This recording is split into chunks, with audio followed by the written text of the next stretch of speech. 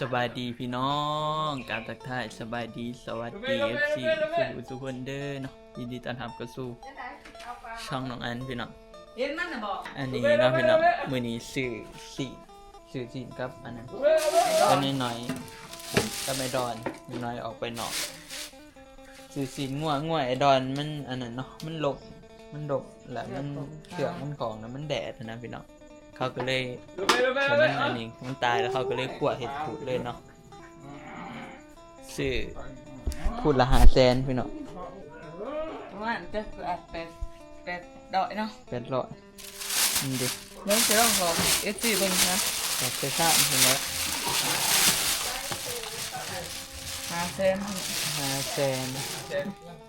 500,000นี่ตัวต้มข้าวเปียกบัดนี้ปอกอันน่ะอุ้ยต้มกินได้เนาะโอ้จะเป็นดำซื้อได้กูว่าเนาะ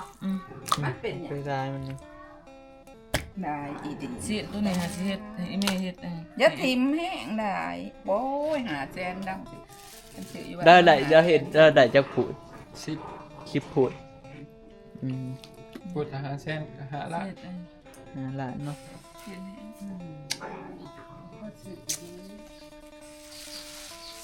500,000น้อยๆไปเอามาบางอย่างนี่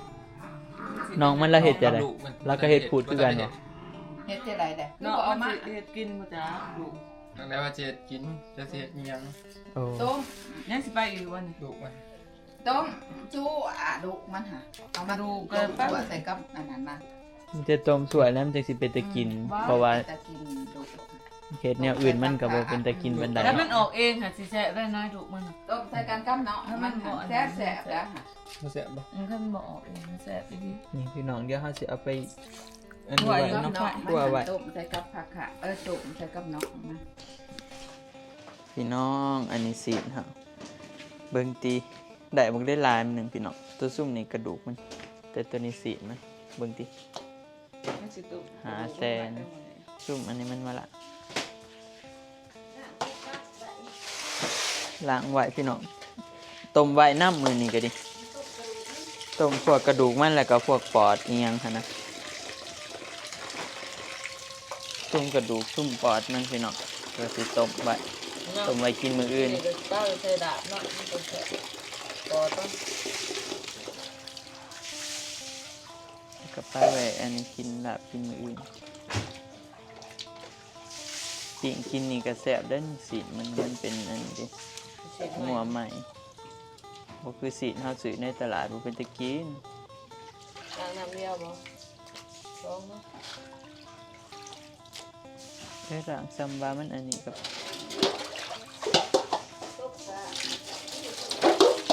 ฮะ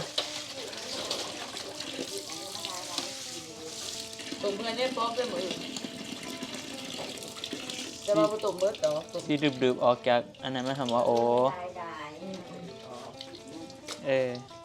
แม่นแหละ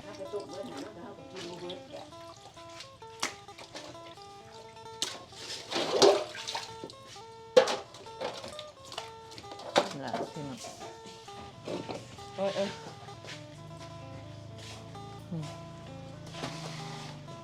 เป็นจังซี่ก็บ่ต้ม ตุ่มตุ่มเนาะ ไปติดอันนั้นบ่จักติดเดืองบ่จัก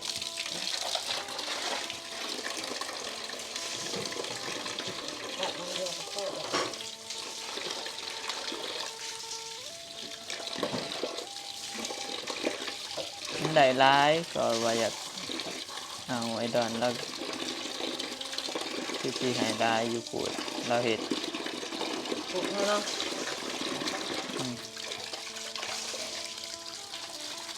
แล้วก็ได้ ต่อยก็เอาไปกินได้นี่ ก็ได้บ่ได้ไปตลาดอีก ต้องเพิ่มให้ตรง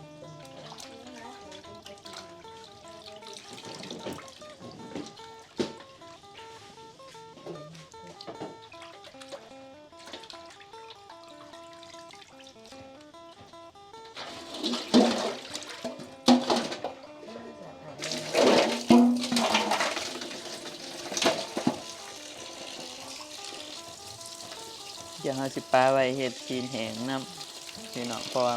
จุ่มซีนมันนะให้อีแม่เฮ็ดเกือบจะแซ่บตำชิ้นไข่ใส่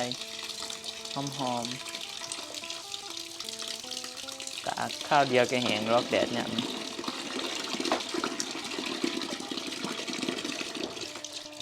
สิ บ่ไปจับตัวบ่ไป กระโบมันสิตกเบิดกระดูกมันลายกับมือหน้ากับต้มไอคลิปอื่นผู้ใดจังเห็ดเอาใส่กล่องไว้เนาะพี่น้องเบิ้งเดี๋ยวค่อยอ่านเองซุ่มเฮาสิต้มเฮาก็สิต้มไว้กินมื้ออื่น น้ำหน่อย เฮาก็สิซับต้มมื้อนี้แหละ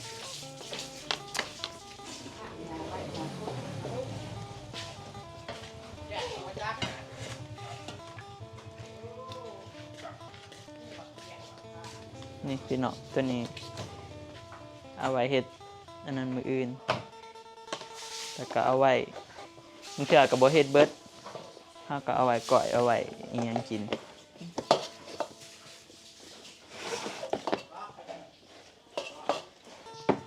นี่ นี่เอามาตัว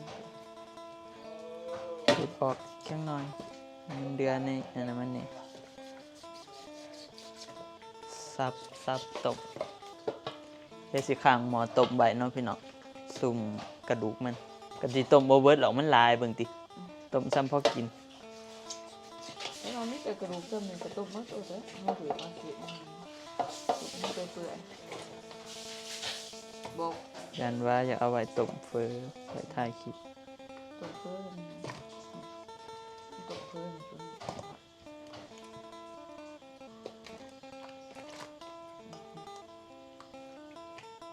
เดี๋ยวเฮาสิซับเนาะพี่น้องจักหน่อยเฮาสิซับซุ่มมันอันเฮ็ดนำกันนี่แหละ เอาจารย์มาสิซา เฮ็ดใส่กัน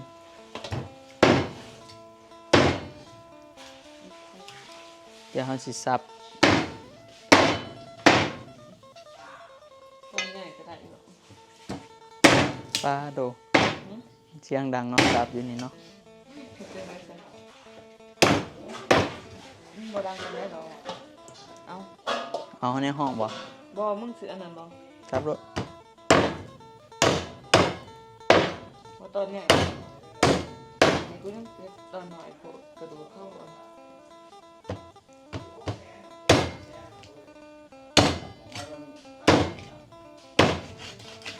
หรือว่าเขาต้มไปเลยบ่กระดูกใหญ่ๆมันต้มข่าอยู่นี่มีบ่ปะ ก็ว่าอุดเนี่ยเอาดอก ข่าอันใด ต่อเอาดอกเอาให้กันเก็บเอา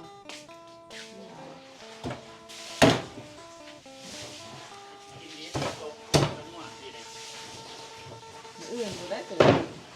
บ่เฮ็ดบ่หันงัวเนี่ยบ่อยกินดีกินซุปเนาะยามใดข่อยก็บ่กล้ากินนะดิบมีแต่เฮ็ดซุป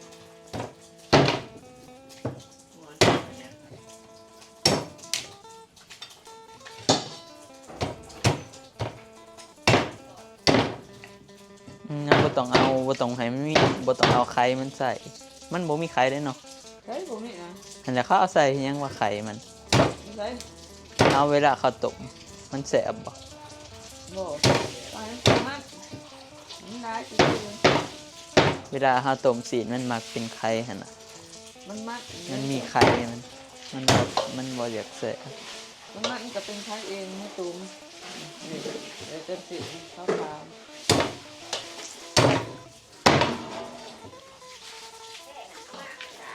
ไปพี่น้องเดี๋ยวเฮาสิซับเดี๋ยวเฮาสิต้มเนาะเดี๋ยวเฮาสิอันนั้นเอาเนาะพี่น้องอบไว้กินมื้ออื่น เปลี่ยนจากตุ้มเป็นโอ๊ก อบไว้กินมื้ออื่น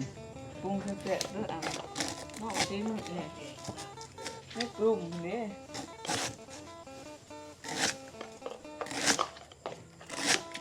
อีหยังในดุม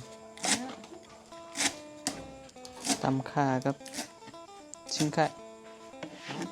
บ่แซ่บบ่ใส่บ่ซะ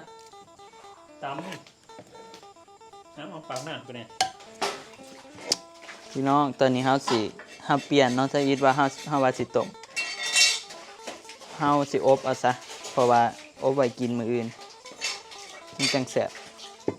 แม่น้อยว่าอยากให้อบเดี๋ยวเฮาสิอบเบิดนี่แต่ว่าโดเฮ็ดเบิดนี่แต่ว่า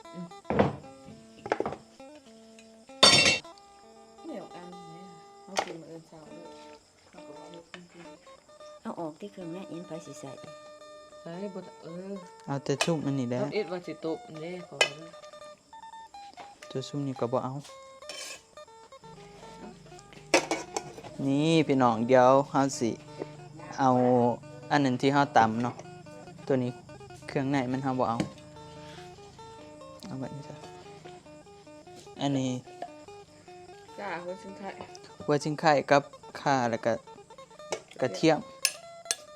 ใส่ข้างนอกนี่เด้ออันแม่นบ่ว่าเนี่ยนะ แม่น แล้วก็น้ำตาลใส่อยู่บ่บ่แม่นอมติดน้ำ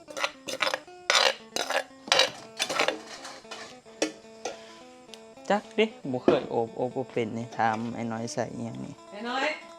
โอ๊บนี่ใส่อีสังนี่เกลือใส่ข้างนอกไม่ได้เดี๋ยวใส่เกลือน้อยหนึงข้างนอกอันก็ใส่ จักหน่อยจ้ะเบิดนั้นบ่อันนี้กับ ข้างนอก ข่อยก็บ่จักกาได้นี่พี่น้องพ่อบ่โด ใส่อีกพ่อเดี๋ยวก็ใส่เกลือนิดนึง ใส่เกลือ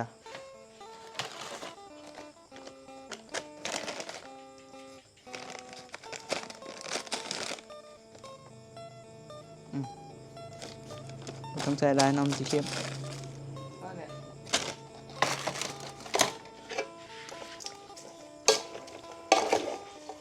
คนบัดนี้พี่น้อง เอาไว้มันใส่ ใบมันถ้าใส่น้ำลังก็ได้ ปาดแต่ว่าเดี๋ยวเป็นตัวอย่างสุดไหนหรอกตัวที่หนึ่งตัวเจ็ด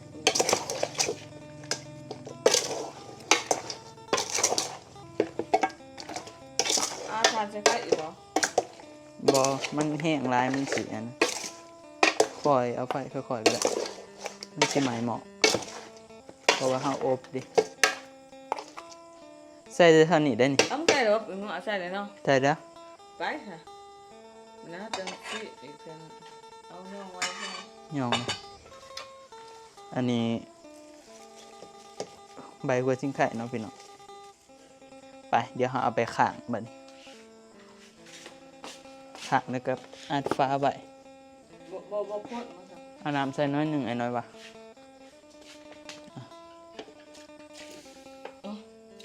เอาเหรอเนาะ พอแล้วอัดฟ้าไว้บัดนี้พี่น้องอบเนาะคันมันบ่ทันอันนี้เฮาก็สิเติมน้ำ เด็กตัวใด ถ้ามันบ่ทันอบบ่ทันเปื่อยเฮาก็มาเติมน้ำอีกรอบหนึงหั่นน่ะมาอบไว้มื้ออื่นพี่น้องไว้กินมื้ออื่น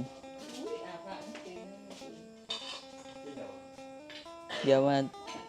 ถ้าเบิ่งจะหน่อยมันฝดแล้วน่ะมันบก แล้วก็ทาซีมื้ออื่นพุ่นละพี่น้องตอนนี้ก็อบอันนั้นเนาะสุกละเดี๋ยวใช้บอบบี้ชิม ให้กับไหมหมอแต่ก็ไม่ได้ไหมหรอก บ่ได้หมายพอดี ดีจะมาก่อนเนาะมาเบิ่งก่อน ไฟอันบ่แห้งเราต้องเฮ็ดไฟค่อยๆเดี๋ยวให้บอบบี้ชิม ยืมตอนนั้นเลย คือจังมันมีสีมันอยู่ นี่ใส่เบิร์ดบอกอันไหนค่ะ ใส่เมิด จีมันเป็นใส่ซะ เปื่อยบ่ล่ะ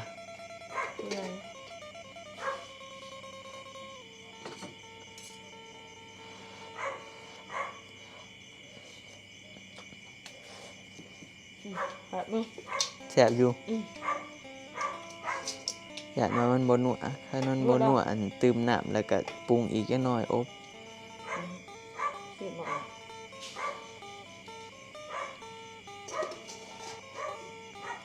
ชิมแล้วนะนัวเลยเนาะโอเคแล้วเนาะโอเคแล้วพี่น้องเอ้ยเฮาอบมาเนาะมื้ออื่นเดี๋ยวก็ให้อีเมเฮ็ดแห้งเอาไปกินมื้ออื่นพอดีเลยเนาะ ปรุงครับ เอาไว้ เรียบร้อยพี่น้องเอ้ยเอาไว้บัดนี้ไปพี่น้องเอ้ยตอนนี้ก็เป็นเวลาประมาณ 8 โมง 9 โมงพอดีแล้วอบแล้วเนาะเอาไว้มื้ออื่นเพราะว่าเฮาเฮ็ดแนวกินเลยเด้มื้อนี้ไปพี่น้องเดี๋ยวเอาไว้พอกันใหม่คลิปหน้าเด้อสำหรับคลิปนี้ก็ขอบคุณขอบใจ FC เบิดสุภูทุกคนพี่น้องน้ำก็ท่านได้อาบเบิ่งผมไปเดี๋ยวขอตัวไปอาบน้ำก่อนแล้วก็ขอตัวลาไปก่อนพี่น้องสำหรับคลิปนี้ขอกล่าวคำว่าสบายดีเด้อพี่น้องบ๊ายบาย